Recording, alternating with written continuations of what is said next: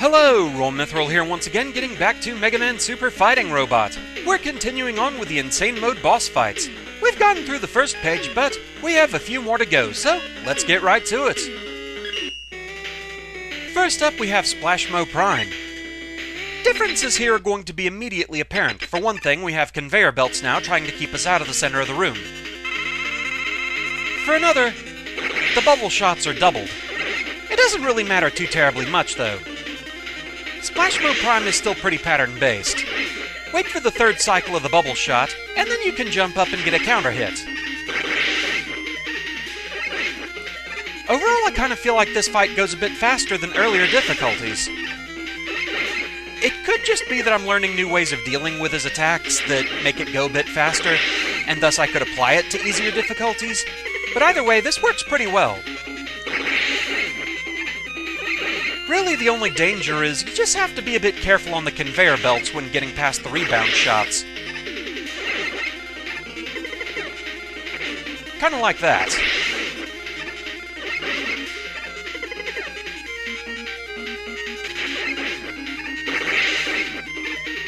The rebound shots themselves, I'm not sure if the paths are a bit longer. I mean, obviously the bubble shots are doubled, but I'm not sure if any of his other attacks really have any changes to them overall.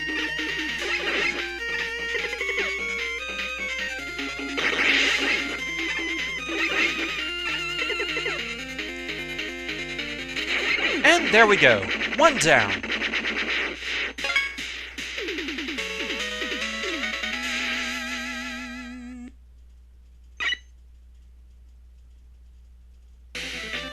So next up we have Pyrro Cor, and for a very particular reason, this fight's a bit of a thing.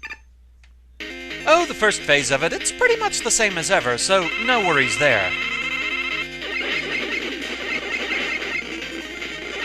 If anything, the flame shots are maybe a little bit closer together, but still nothing too terribly bad.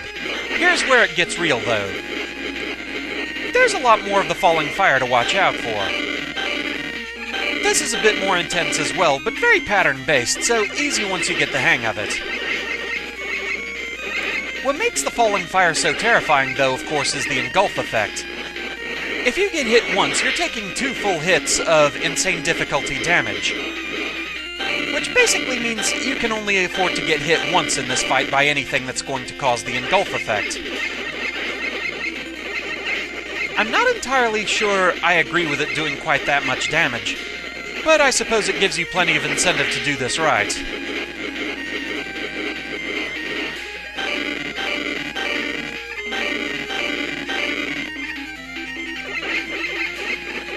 I suppose they had to do something to make this harder after all.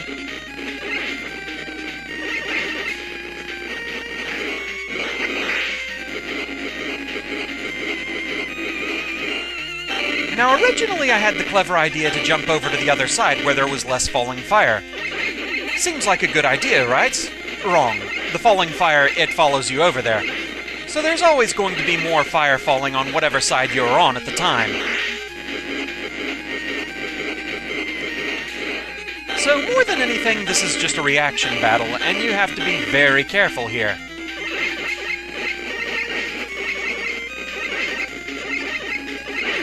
But there we go, Pyrro Cor is down. Another lovely 5 golden stars. So shiny.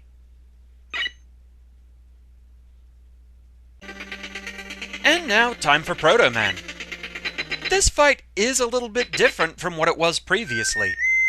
He is still largely pattern-based, but he can change things up a little bit just to mess with you. You really need to pay attention to how long he charges. You kind of want to be somewhat close to him, just in case he does the fast charge and just a single charge shot. This gives you room to get over him when he just slides and doesn't do his jump.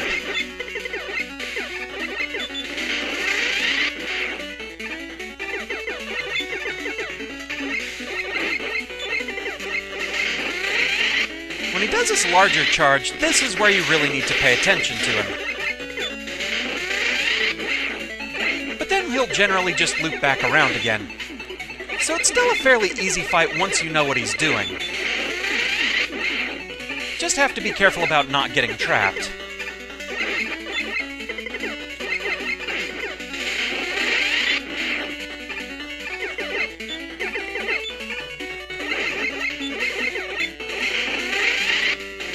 Okay, doing the double charge.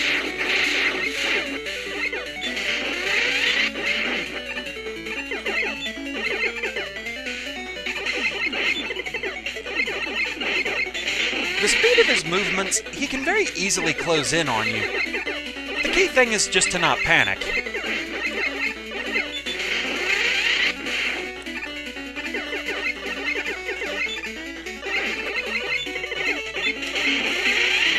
There may actually be more pattern lock here than I realize, as far as how often he'll do the single charge as opposed to the double charge. But in the heat of battle, it's kind of tricky to notice.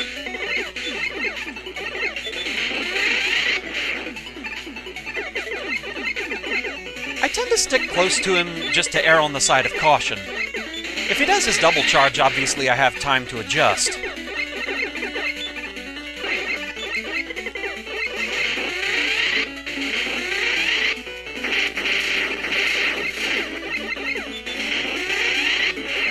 We almost have him. And there we go. 5 more stars. That fight wasn't too terribly bad.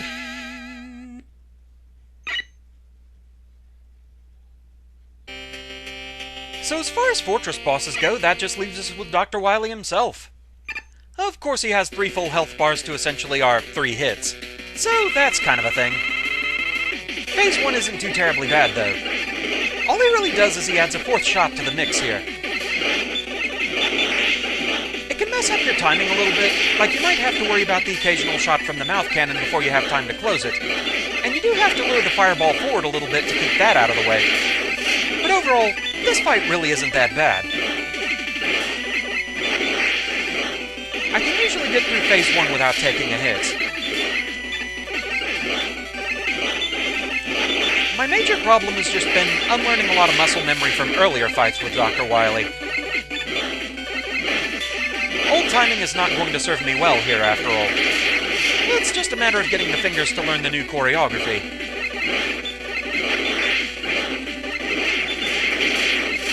But there we go, Phase 1 down, no hits yet. Phase 2 is where things start getting kinda tricky, though.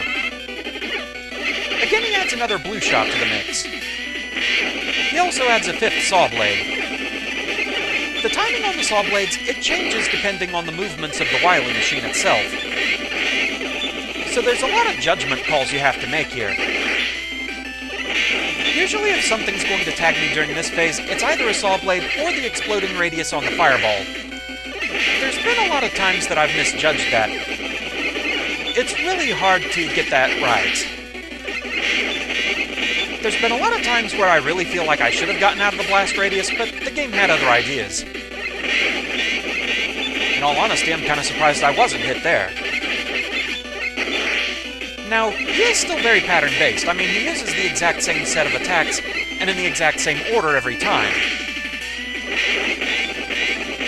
Like I said, it's all about the reactions and the judgment calls, and so that makes this still a rather frantic fight.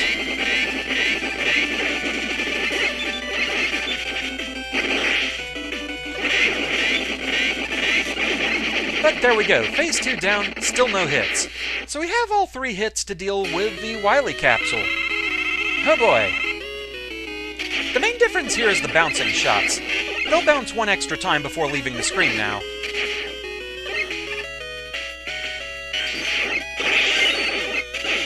My main problems with this fight, it's still dealing with the Sonic Slicer attack, just making sure that I have the hitboxes right on that. And also, he has a nasty habit of trying to telefrag you.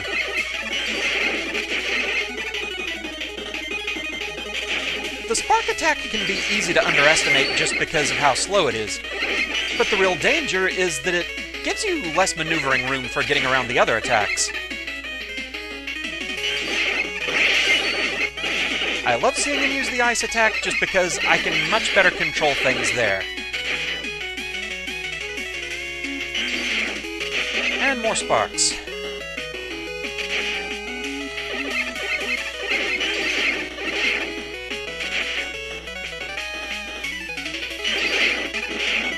It's a very nerve-wracking fight, to be sure, and yeah, I didn't have anywhere I could go there. And I got the hitbox wrong there. I'm getting clumsy and panicky.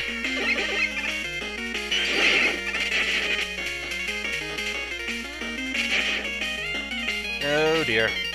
Oh, thank you for moving. Thank you for cooperating.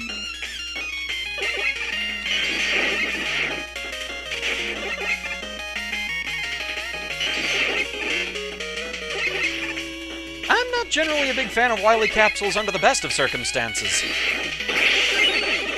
And this is really bad circumstances. Buster only and 3 hits will kill me.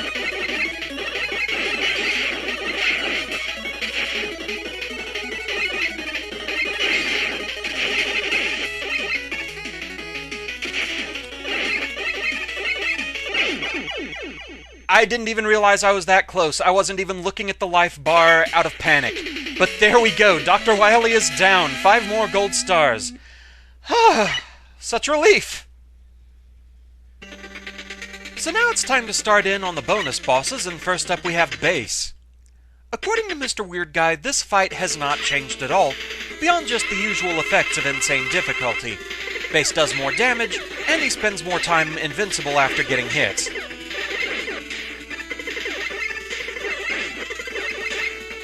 But other than that, his attack patterns remain the same, the speed of his attacks remain the same, so you don't really have anything extra to worry about here.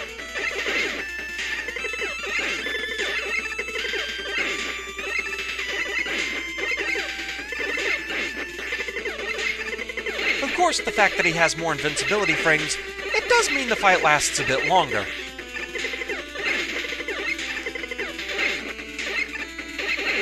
For me, this becomes especially apparent on the next phase.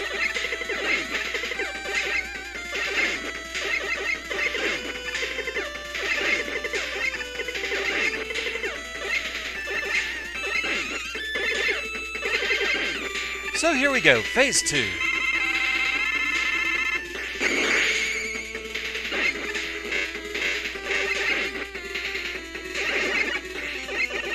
On earlier difficulties, I could usually get 5 shots per pass if I was careful.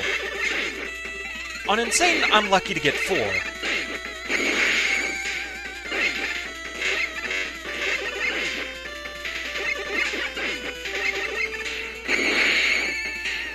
So yeah, it can be a little bit annoying, but still not too terribly bad so far.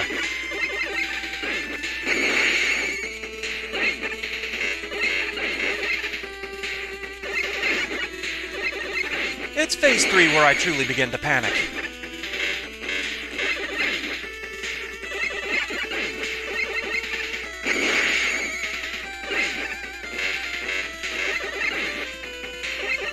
As usual, you just really want to be careful during this fight. All the more so now because of how few hits you can afford to take. So here we go, Phase 3.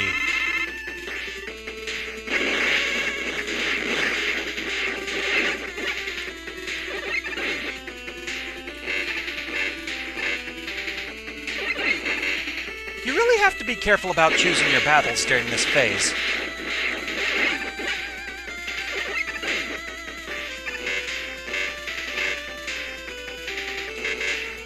Overall, you really want to concentrate more on dodging than actually counterattacking.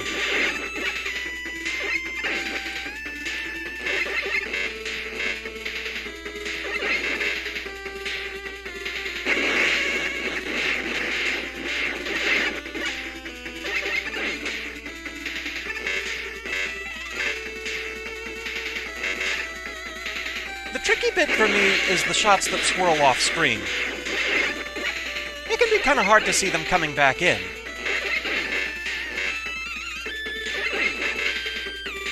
That was a fairly good pass.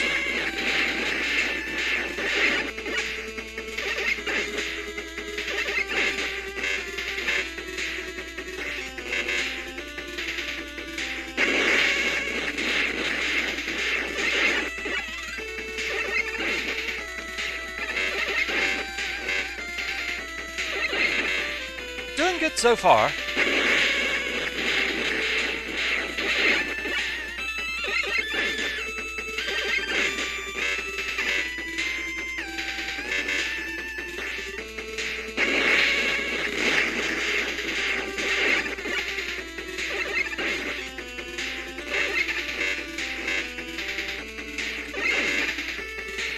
One more hit for this phase.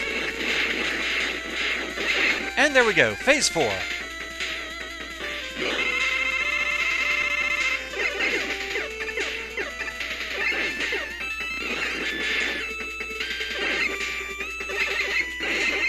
Pretty much the same as it was before, so no worries.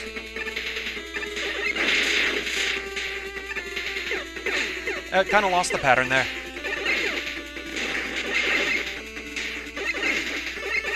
Being this close to the end, I do kinda tend to panic a little bit, admittedly.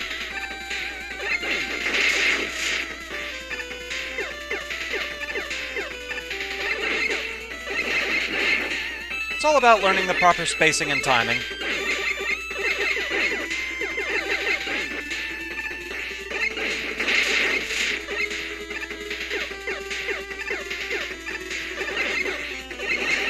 Part, Bass just looks more intimidating than he really is once you learn everything he's doing. And there we go, Bass is down. So yeah, a very intense fight, but at the same time, easy once you learn the patterns. So then the 4 phases, it can be a bit tedious. Still a good battle, though. So next up we have Shovel Knight. It's kinda hard to say what, if anything, is actually new in this fight. Reason being, there are 2 attacks that we never actually saw him use, but he can do them on easier difficulties.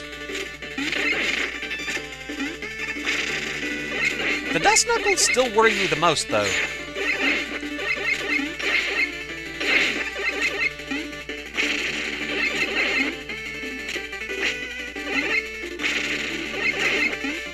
So far, nothing new.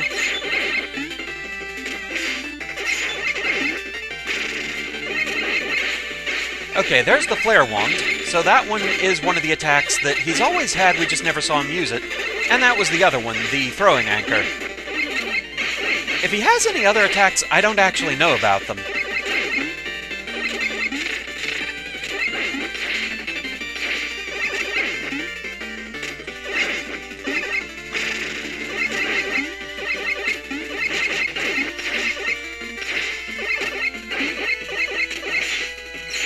So from here, it's just survival, please.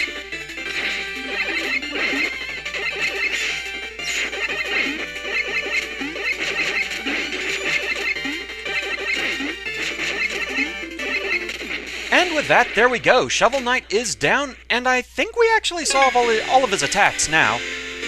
But that's another 5 gold stars for us.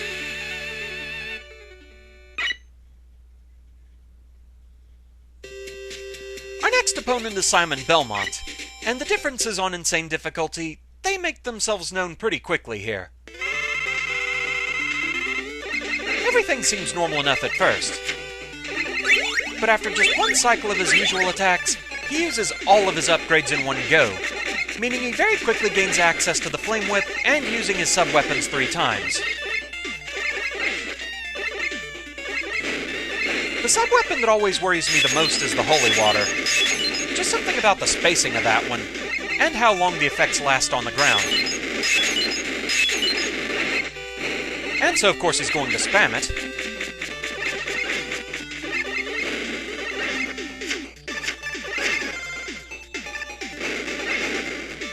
The main thing with the daggers is just the speed that he throws them at.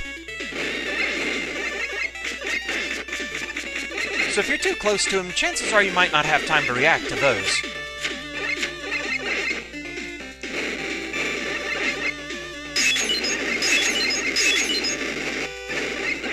And there we go, Simon Belmont is down. A bit of a thing, that one, but still a really fun fight.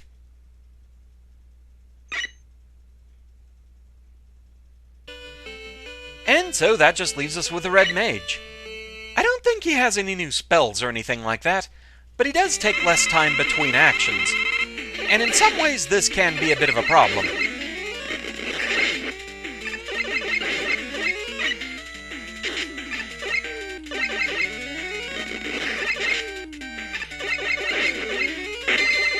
Okay, going for Temper.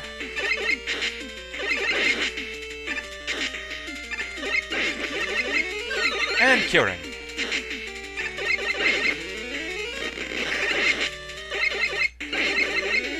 Invis again. So far he hasn't done what really concerns me about this fight. Here we go, confusion.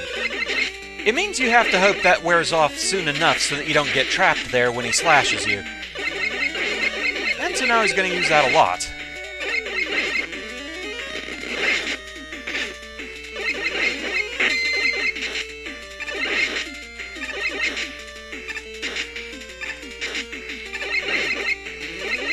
It's really easy to get cornered in this fight. Wrong reaction.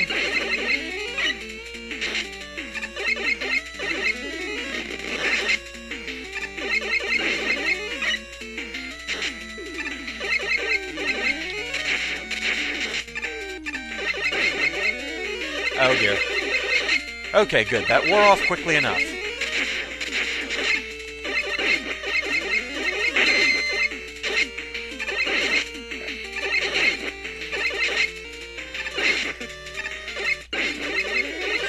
Oh, curing again with one bit of health left. But we almost have him.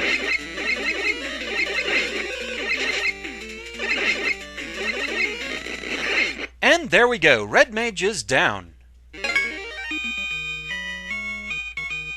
And that gives us 90 gold stars.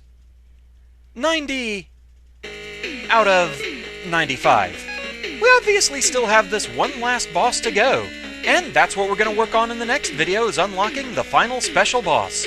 So with that, thank you very much for watching. I hope you're enjoying the series so far, and I shall see you again next time. Until then, fare thee well.